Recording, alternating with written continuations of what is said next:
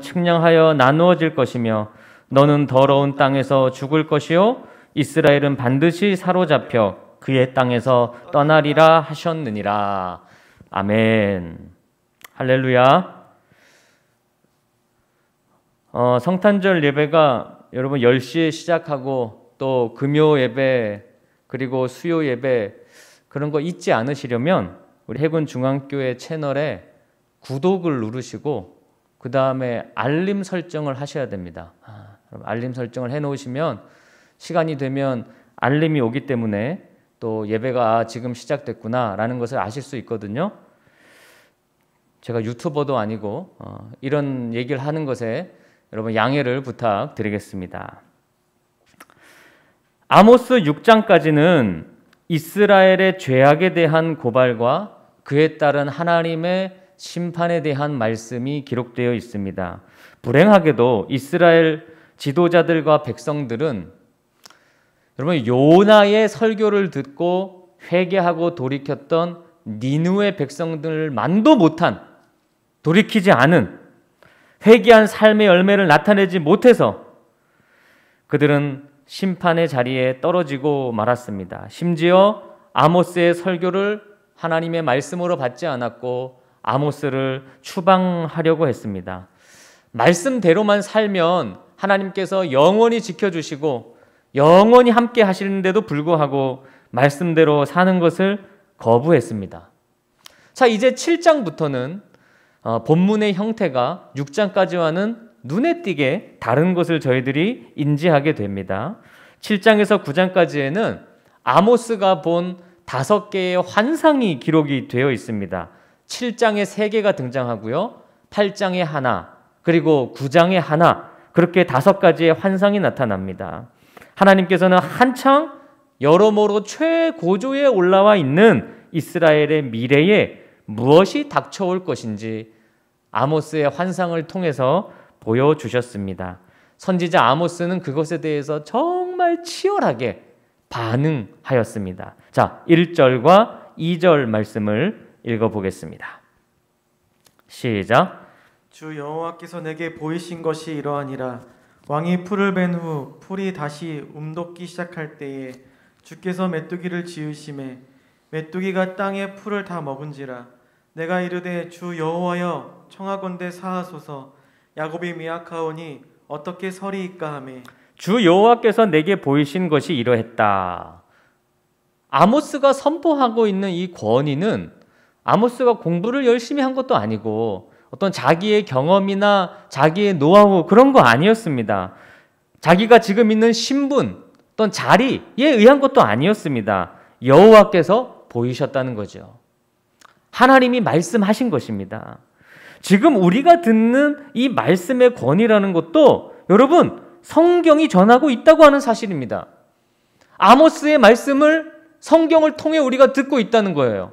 성경은 하나님의 말씀입니다. 하나님이 말씀하신 것입니다. 주님께서 아모스에게 보인 첫 번째 환상은 우리가 그동안 요엘을 통해서도 읽어보았던 메뚜기 재앙에 관한 환상이었습니다. 자, 이 메뚜기 재앙은 참 유서가 깊죠. 여러분 출애굽할 때 이스라엘 백성들을 출애굽하지 못하게 하는 그 애굽의 바로 왕에게 하나님이 메뚜기 재앙을 내리셔서 이스라엘 백성들한테는 그 메뚜기 재앙이 자기들을 구원해 준 하나님의 어떤 사인, 하나님의 표징과 같은 것이었습니다. 메뚜기 재앙하면 하나님이 우리를 도우신 증거가 되는 거죠. 그래서 이들은 아마 가슴 깊이 그것을 새겼을 텐데 그 메뚜기 재앙이 이제는 이스라엘을 치는 도구로 바뀌고 말았다는 거예요. 1절을 보면 이런 표현이 나오죠. 왕이 풀을 벤 후 풀이 다시 움돋기 시작할 때에 메뚜기가 온다고 하는 그런 환상이었어요. 자, 메뚜기가 온다는 것 자체가 한 해의 모든 농사를 다 망가뜨린다는 것을 얘기할 건데요. 그 출현하는 시기에도 어떤 의미가 담겨져 있습니다. 자, 첫 수확물은 누가 가져갈까요? 처음으로 난 거, 핵곡식, 그것은 왕과 고위층들의 것입니다. 먼저 왕과 고위층들이 다 그거를 수확해 갑니다. 그러고 두 번째 올라오는 것들부터가 일반 서민들이 그나마 가질 수 있는 것인데 바로 메뚜기가 언제 온다고요? 그때 온다는 거예요. 그러면 피해는 누가 받는 걸까요? 네, 왕이나 고위층 사람들이 아니라 일반 백성들이 가장 큰 피해를 받게 되는 것이죠. 권력과 힘을 가진 사람들은 이미 모든 것을 다 쟁여놓은 상태예요. 다 가지고 있는 거예요. 자기 거, 자기 집, 좋은 거는 다 뒤에다 숨겨놓은 상태입니다.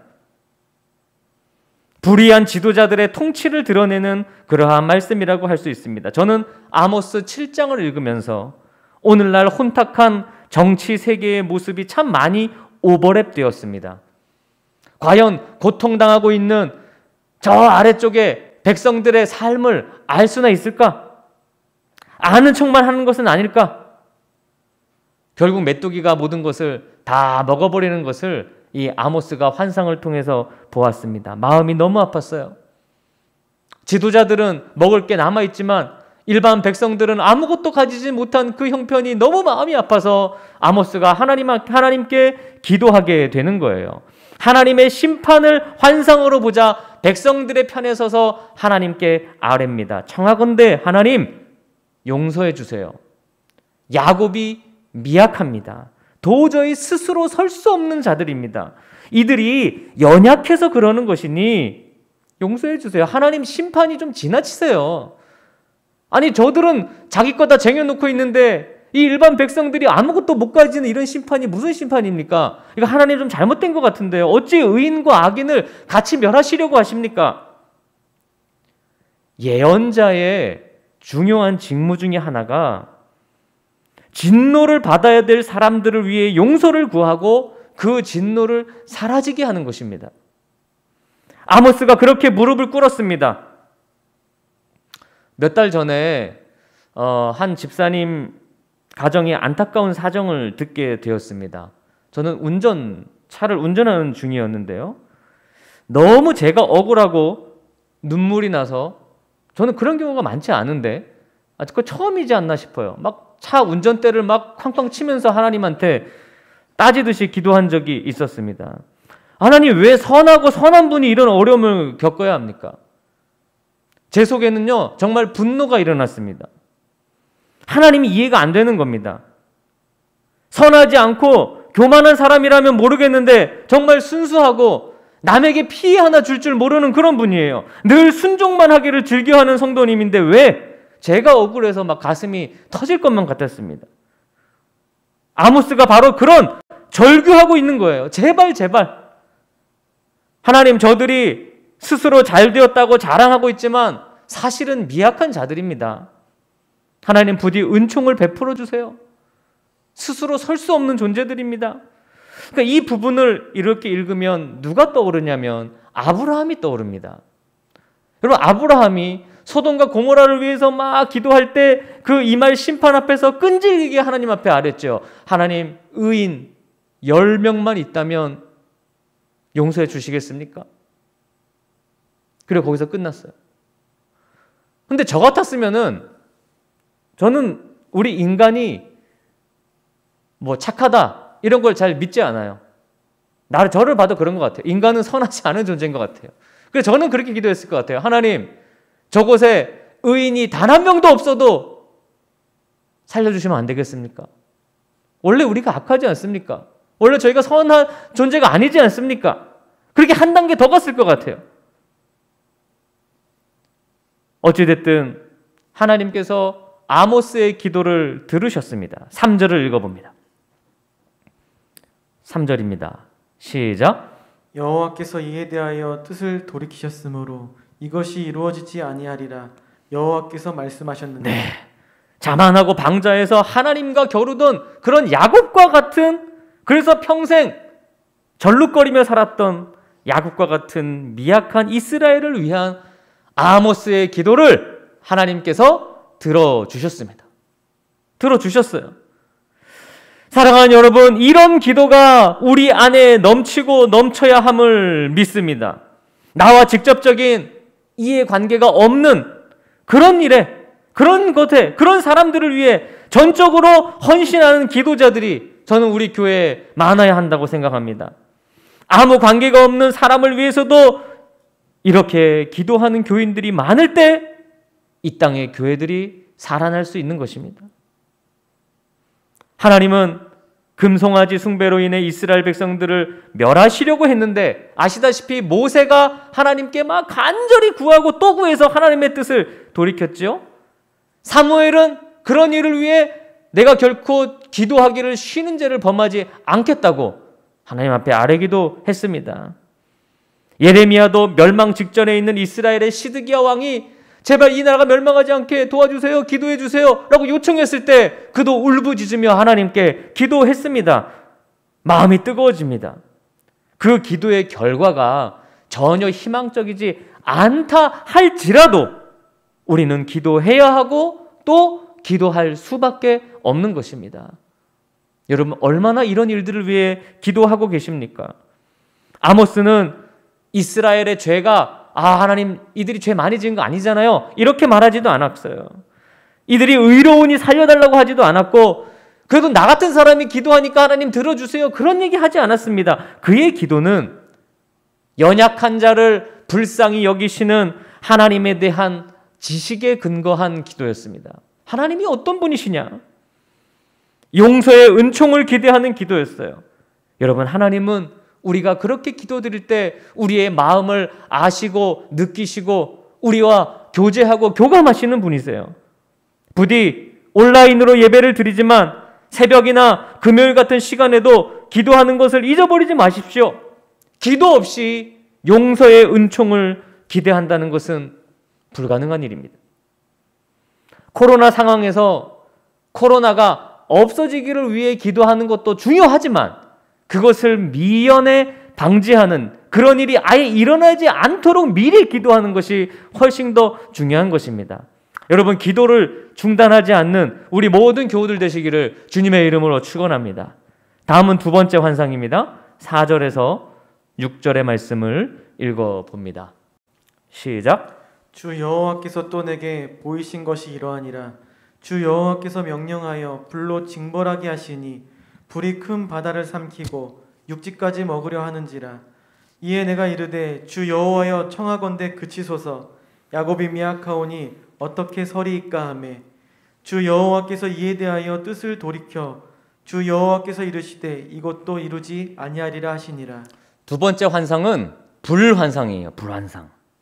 불은 일반적으로 기근이나 또 가뭄으로 인해서 일어나는 산불 그리고 그럼 우리가 예언서에서 봤듯이 전쟁을 통해 나타나는 불 이런 것들을 의미합니다.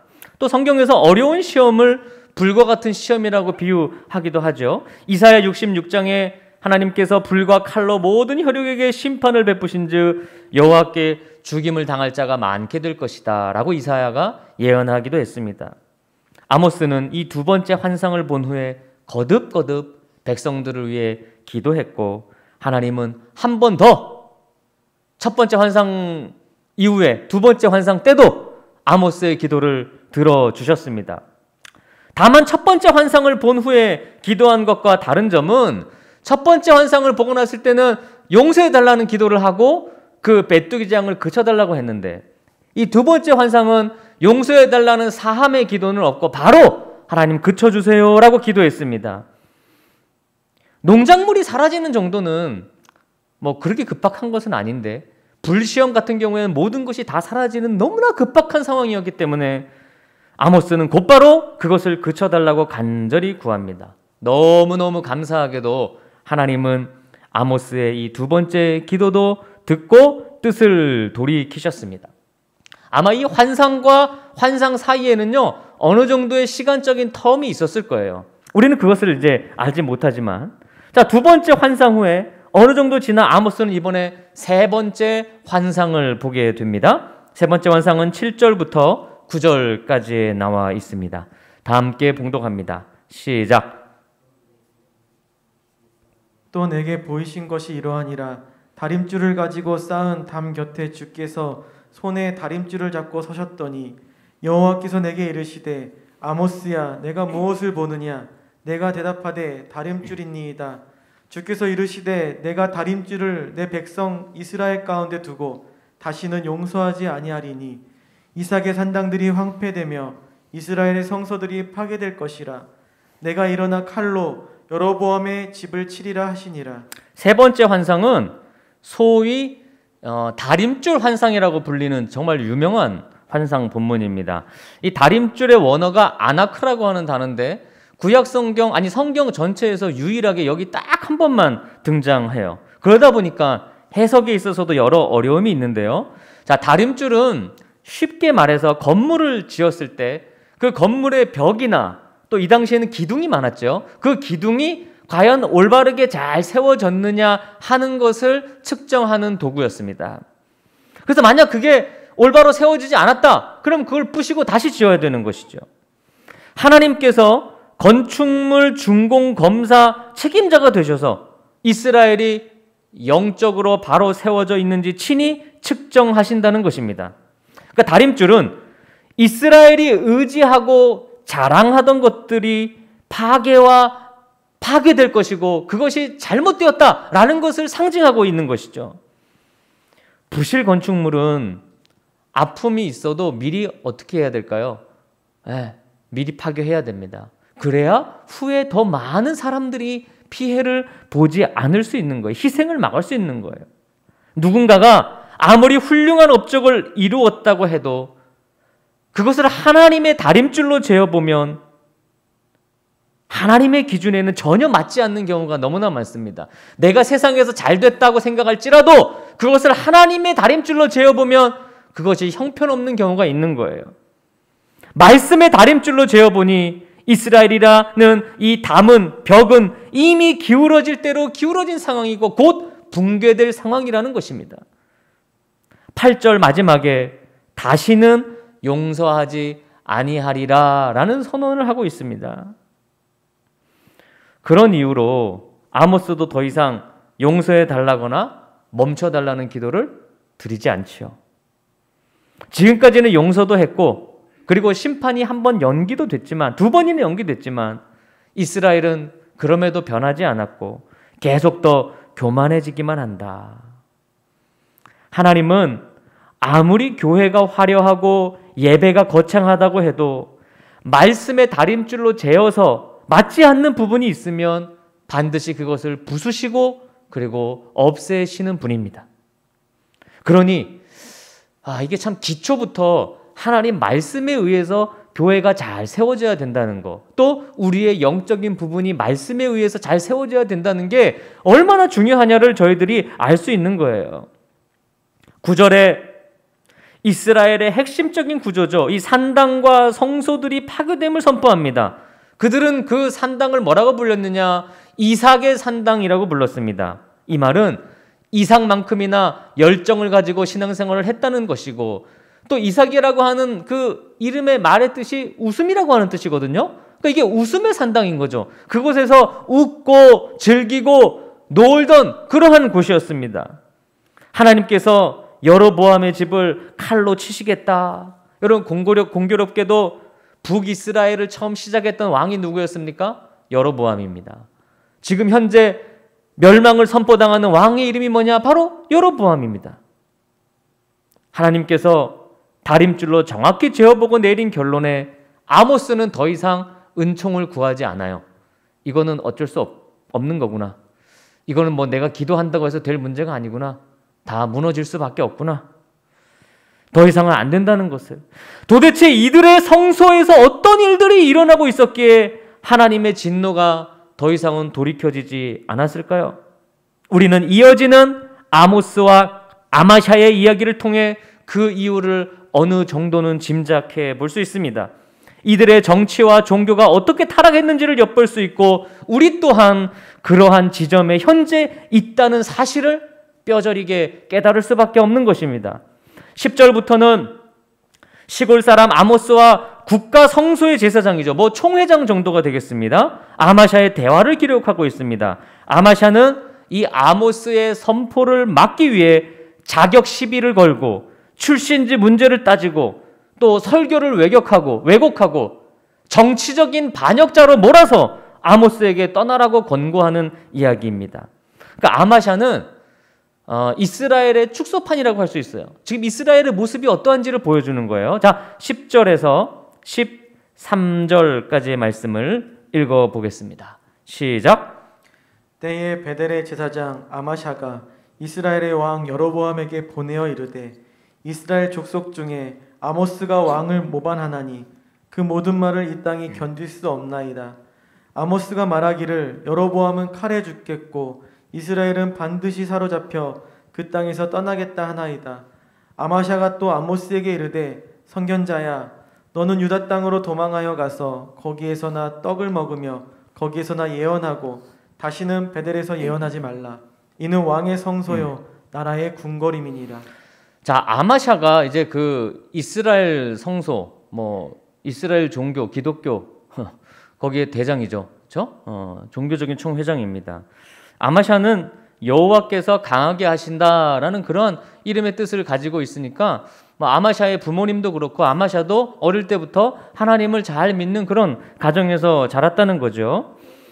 여로보암은 베델과 이 단에 성소를 만들었어요. 그리고 자신의 입맛에 맞는 제사장 가문을 선택해서 그들에게 모든 업무를 맡기는데 그 바로 최고 책임자가 아마샤였고, 아마샤는 아모스를 어떤 선동을 하는 사람, 또 문제가 있는 사람, 특히 정치적으로 모반의 혐의가 있다는 것을 지금 왕에게 보고하고 있어요.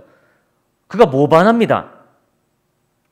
당시 북이스라엘이 이런 모반을 통해서 얼마나 왕이 많이 바뀌었습니까? 그러다 보니까 이 모반이라는 것에 굉장히 예민해 있는 그런 상태인데, 아마샤는 자기의 생존과 안전을 위해 성직을 수행하는 그러한 사람이었어요. 그는 지상의 임금을 두려워했고 진정한 왕이신 하나님을 정말 무서워하지 않았습니다. 권력에 잘 기대어서 자기 가정은 그저 평안하게 살고 있었고 그 기득권을 결코 잃고 싶지 않았던 것입니다. 자기의 가문이 하나님의 손에 달려 있다는 것을 아마샤도 신학교 다닐 때는, 제사장 학교 다닐 때는 시험 문제에서 100점 맞았겠죠. 하나님을 의지하는 거다. 그러나 그의 생생한 실제 삶의 신앙 고백에서는 하나님보다 왕이 가진 권력을, 왕이 가진 돈을 바라본 그러한 사람이었습니다. 그런 종교인이 얼마나 많았을까요? 아모스라 불리는 유다 출신 사람의 심판 설교는 이스라엘 정치권에 심각한 위협을 던졌고 그 파장이 생각보다 커져갔습니다.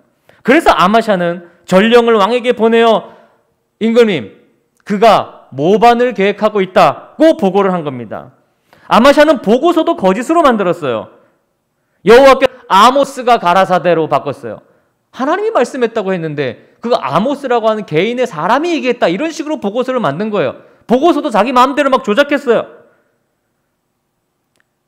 하나님의 말씀을 사람의 말로 바꿔버렸습니다. 지배층 사람들이 아모스의 설교를 얼마나 듣기 싫어했는지를 알 수 있죠. 모두 그 기득권을 빼앗기기 싫어했어요. 하나님의 말씀대로 하는 것을 못 견딘 겁니다. 이 아마샤는 오래전 엘리 제사장처럼 하나님의 음성을 듣는 예민함이 사라진 지 이미 오래죠. 세상적인 명성을 추구하던 그의 영성은 둔감해질 대로 둔감해졌습니다. 그는 그야말로 정치적인 성직자였습니다. 영적인 부분에서 가장 예민하고 통찰력을 가져야 할 위치의 인물이 하나님의 음성을 듣지 못했다는 것은 이 북이스라엘의 종교에, 하나님을 믿는다는 종교의 영성이 얼마나 바닥 가운데 있느냐 하는 것을 보여주고 있는 것입니다. 아마샤는 아모스에게 유다로 돌아가서 거기서 예언하며 떡을 먹으라고 합니다. 그는 성직도 떡을 얻어먹는 그러한 일이라는 것에 집중하죠. 여기는 이 왕의 나라야. 우리 같은 사람만 돈 잘 받고 살면 된다. 너는 너희 동네 가서 먹고 살아라. 왜 여기 와서 예언하냐? 여러분, 이게 뭐가 잘못됐는지 여러분도 느껴지십니까? 아마샤는 하나님의 말씀을 버리고 왕으로부터 나라의 돈을 받는 자였습니다. 교권에 눈이 어두웠고 권력에 아부하고 돈에 고개를 숙이는 사람이었습니다. 오늘날 우리 한국 교회가 이렇게 변질됐다는 것을 누가 아니라고 얘기할 수 있을까요? 아마샤의 말에 대한 아모스의 대답은 이러했습니다. 14절과 15절 말씀입니다. 시작. 아모스가 아마샤에게 대답하여 이르되 나는 선지자가 아니며 선지자의 아들도 아니라 나는 목자여 뽕나무를 재배하는 자로서 양떼를 따를 때에 여호와께서 나를 데려다가 여호와께서 내게 이르시기를 가서 내 백성 이스라엘에게 예언하라 하셨나니. 아모스는 아마샤의 말에 정면 대응합니다. 불리한 형편 속에서도 보내신 분의 말씀을 그대로 가서 전하느냐 전하지 않느냐의 차이인 거죠. 아마샤가 왕과 권위를 가진 자에게 평안을 선포하는 사람이라면 아모스는 하나님의 말씀을 가지고 말하는 자였습니다. 아모스가 모든 것을 접어두고 온 것은 하나님의 부르심이었고 하나님의 말씀의 인도하심이었습니다. 그래서 선지자는 하나님의 말씀을 전하지 않으면 속이 터질 것과 같은 그런 아픔이 있어야 되고 그런 열정이 있어야 합니다. 아마샤는 왕의 권위로 말했고 아모스는 하나님의 말씀의 권위로 말합니다. 즉 아마샤와 아모스는 세상 나라의 권세와 하나님 나라의 권세, 이 두 나라, 그 모습이 계속 대치하며 흐르고 있는 것을 보여주고 있는 것이고 우리는 그 가운데 이 땅을 살아가면서도 무엇을 보고 무엇을 따라가야 하는지를 저희들에게 알려주고 있는 너무나도 중요한 본문입니다. 왕에게 충성했던, 하나님의 말씀이 아닌 왕에게 충성했던 아마샤는 이제 죽음을 선언받습니다.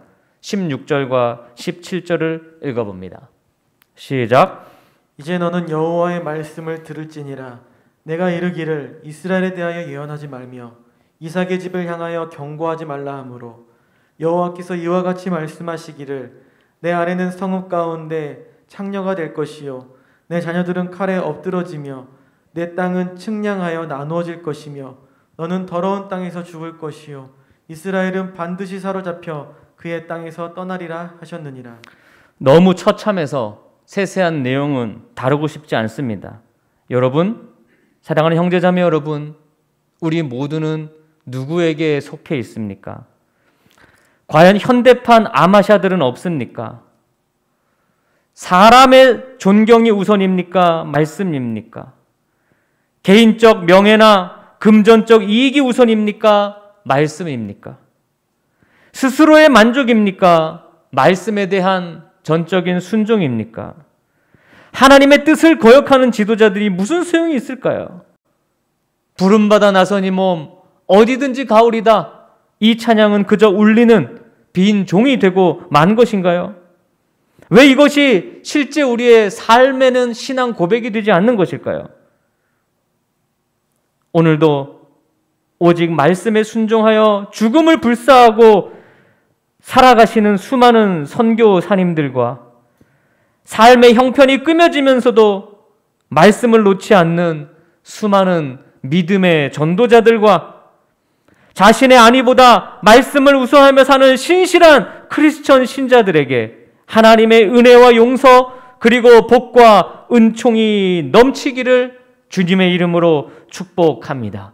그리고 그들을 위해 기도해 주시고 여러분도 아마샤가 아닌 아모스와 같은 삶을 살아갈 수 있기를 진실로 권고드립니다. 기도하겠습니다. 아버지, 오늘날 이 땅의 정치, 경제,